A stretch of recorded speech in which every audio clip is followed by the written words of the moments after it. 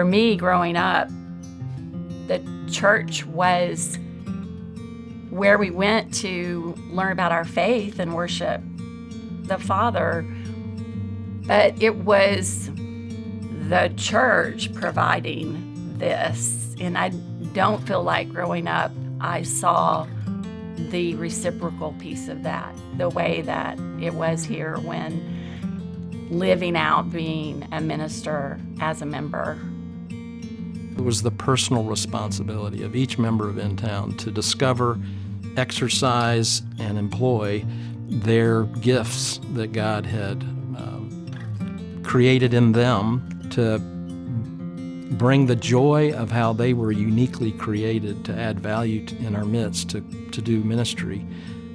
That's what every member, a minister at its core, meant. You were involved. Everybody needed to find your gifts and where you could best serve. There was just an assumption that you would be a part of what was going on and making things happen. Intown has helped shape my understanding of doctrine. It has given me a worldview that I didn't have before, much expanded a view of what God is doing in the world. All of that was new to me when I arrived here, however many years ago that was. Planting our first congregation was really this time of, Lord, where would you have me? And so when I think about being changed by grace, part of that was being willing to, in one way, stick with Intown and see where the Lord was going to take us. When Intown has gone through hard times, our prayer lives have been changed. They take on a whole new level of urgency. The psalmist says, you cry out. That's all you can do.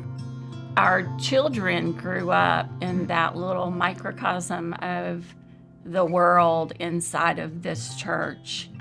And I feel like that has definitely been a part of who they are as they've grown up.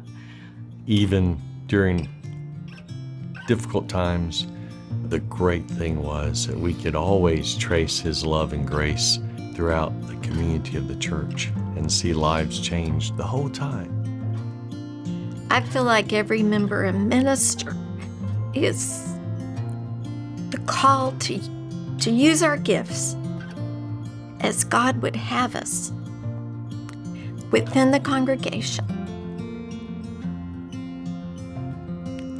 to love and serve His people, to be the hands and feet of Jesus.